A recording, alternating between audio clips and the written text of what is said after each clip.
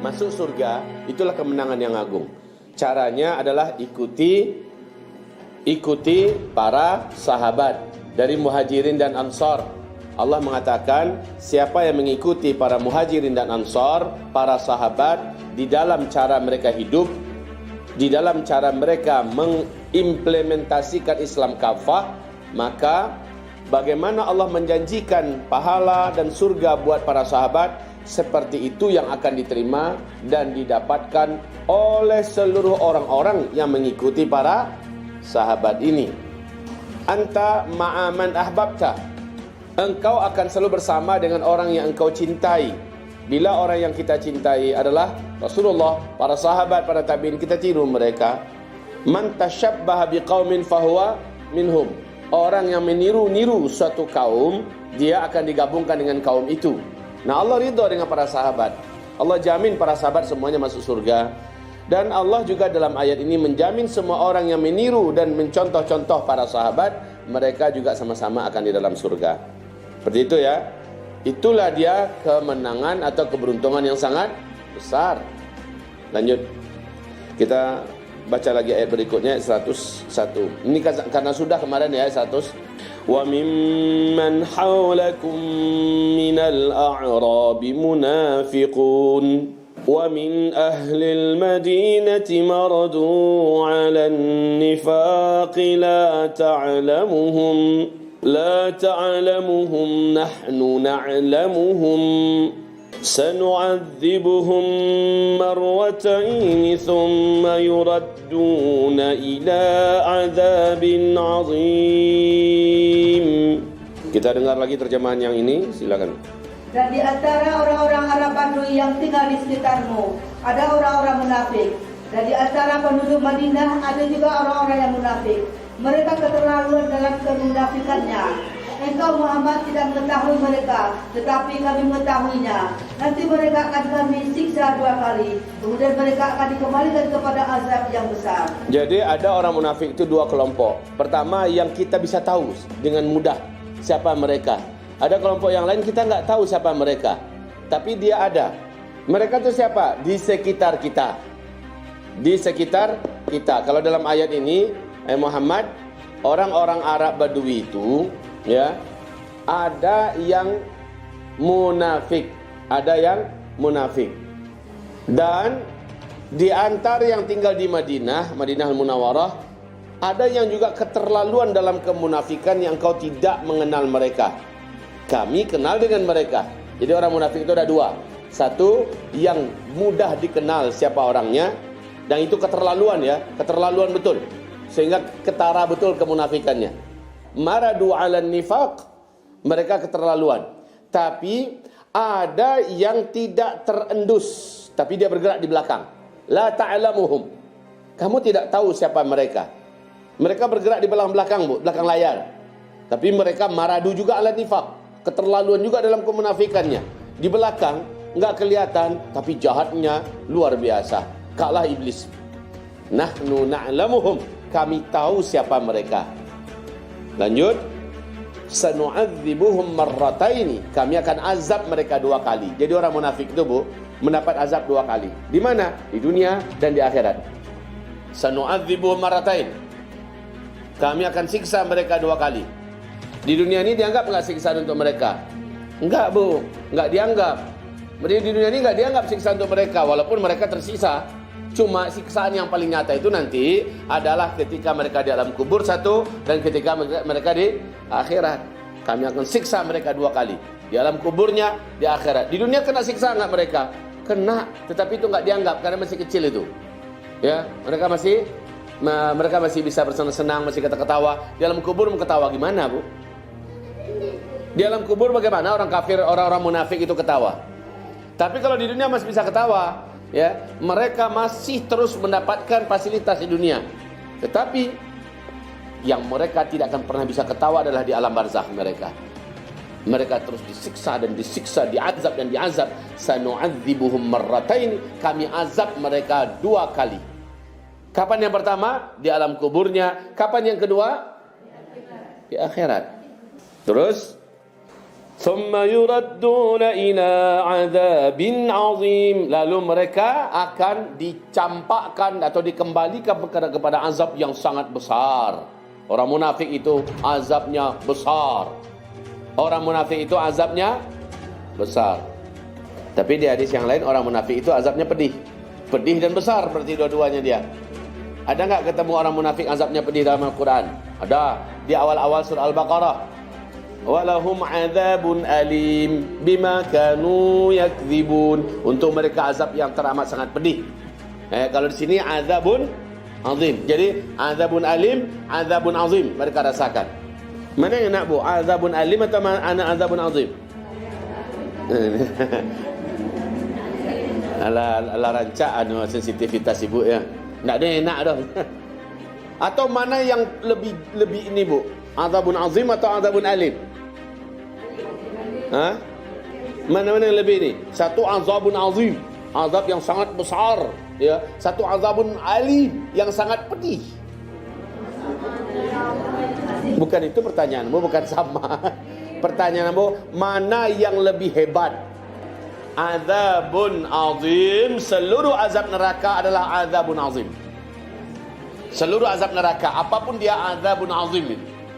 Bahkan memakai terompah untuk orang yang disiksa paling ringan siksanya nanti di neraka, cuma memakai terompah saja, baru nempel kulit telapak kakinya dengan lantai sendal itu, isi benak dalam tengkoraknya, menggelegak langsung. Manggalaga, baca donasi manggalaga. Masya Allah, ya Rab, na'udzubika ya Allah. Padahal penduduk neraka tu tidak sekadang awak badannya dah kah? Penduduk neraka berapa badannya? Masih ingat ibu kajian kita dulu dahsyatnya neraka jahanam? Berapa besar penduduk neraka? Giginya sebesar gunung Uhud. Apa bu? Tempat pinggulnya saja sebesar Mekah Madinah. Berarti 460 kiloan itu. Gadang pinggulnya. Dan satu gigi gerahamnya sebesar gunung Uhud. Apa lagi bu? Coba tingginya berapa tingginya? Seandainya dia masukkan kakinya ke dalam lautan yang paling dalam, itu hanya semata kaki. Seandainya dia pijakkan kakinya ke daratan bumi kita, gunung yang paling tinggi pun tak akan sampai ke mata kakinya. Bumi ini tidak akan bisa dihuni oleh satu orang penduduk neraka. Nah, sementara sebegitu besar. Sementara satu kulit penduduk, itu baru 3 hari perjalanan.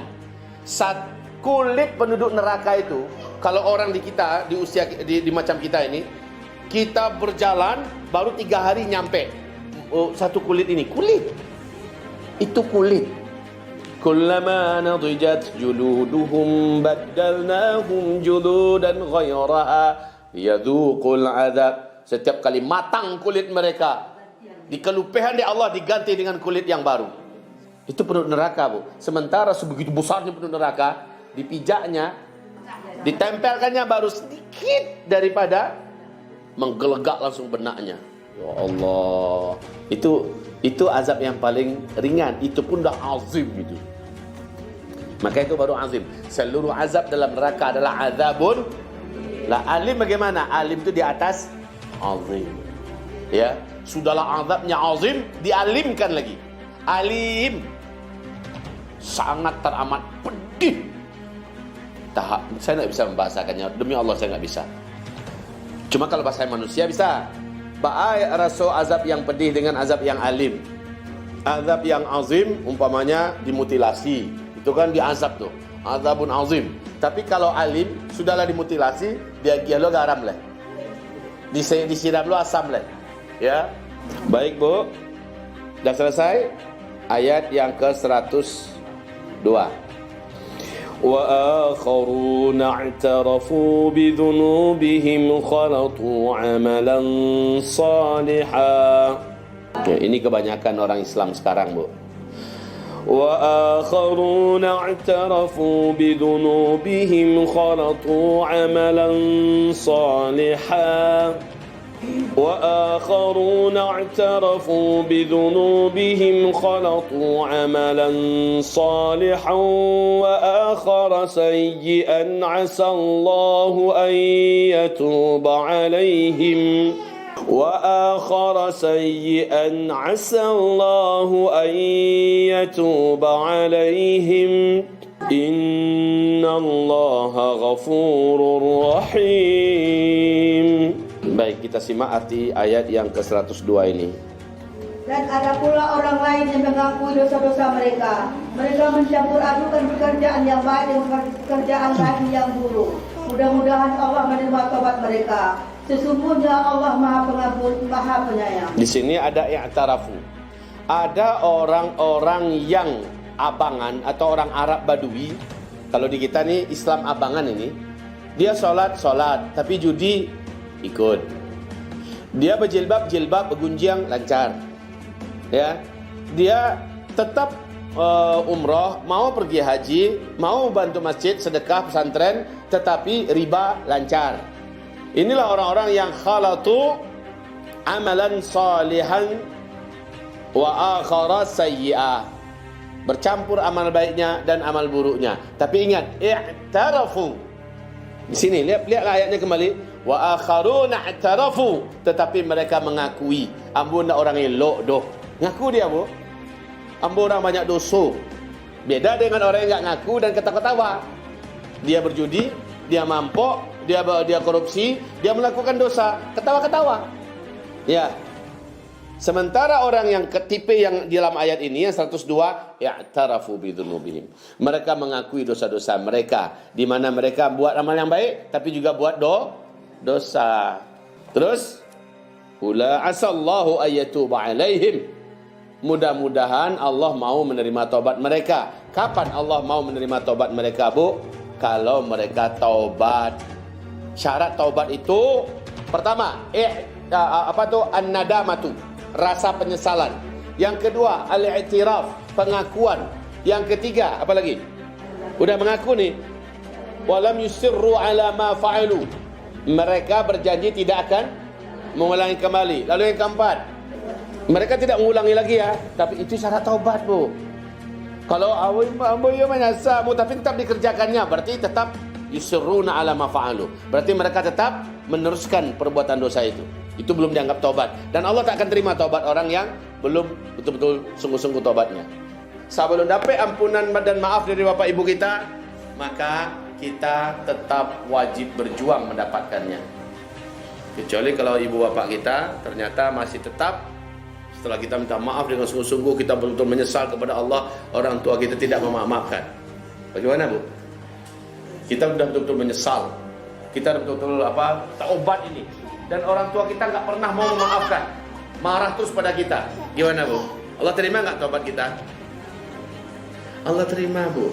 Allah terima karena kita sudah sungguh-sungguh. Allah Maha mengetahui ada apa yang ada di lubuk hati kita. Dan kita setelah itu mengikuti panduan Al-Quran dan Sunnah menyikapi orang tua kita. Walaupun dia marah, walaupun dia dendam, walaupun dia apa pada kita berjuang untuk tetap berbuat ihsan pada orang tua kita. Mendoakannya, membantunya, apakah dengan cara dia tahu atau tidak tahu, dan sebagainya. Oke ya?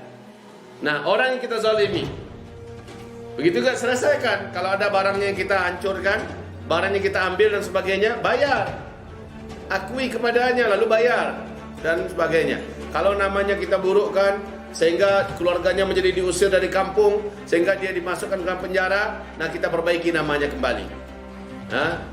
Jadi kan ada ayat itu, fa amma man taba wa aslaha wa bayyan fa ulaika atubu alaihim wa ana at-tawwabur rahim. Orang yang taubat lalu dia memperbaiki dirinya setelah dia tobat, lalu dia menjelaskan kepada manusia, dia jelaskan, saya sudah tobat ya, saya nggak mau lagi mengulang perkara lama, saya sudah tobat ya, si fulan itu masuk penjara gara-gara perbuatan saya, gara-gara lidah saya yang fitnah dia dulu. Dia harus jelaskan pada manusia, Bu, sehingga namanya jadi baik lagi. Kalau orang telah mati, Pak, kalau orang telah mati kepada keluarganya, kalau berkaitan dengan harta, bayar kepada keluarganya. Kalau nama baik, keluarganya masih dikucilkan warga, dia yang harus ngasih tahu. Sebenarnya dulu yang melakukan ini bukan kaum ini, bukan keluarga ini, tapi orang lain yang saya tidak begitu tahu pasti. Cuma saya memfitnah mereka. Ini adalah salah saya dulu. Jadi bersih nama mereka balik. Kalau enggak kita lakukan itu, tobat kita tidak diterima oleh Allah Subhanahu wa taala. Ya Bu ya. Kalau berkaitan dengan harta, maka anggarkanlah segepok dana berapa dulu umpamanya, kira-kira 5 juta, 2 juta umpamanya kan, segepok harta, tunggu waktunya. Buat dalam amplop itu, ini adalah dana si fulan. Sementara kita terus mencari informasi sanggupnya. Kalau memang sudah sama sekali tidak tahu lagi di mana rimbanya, sedekahkanlah dia, niatkan untuk orang yang hartanya dulu kita embat. Itu kalau berkaitan dengan harta. Tapi kalau tidak berkaitan dengan harta, maka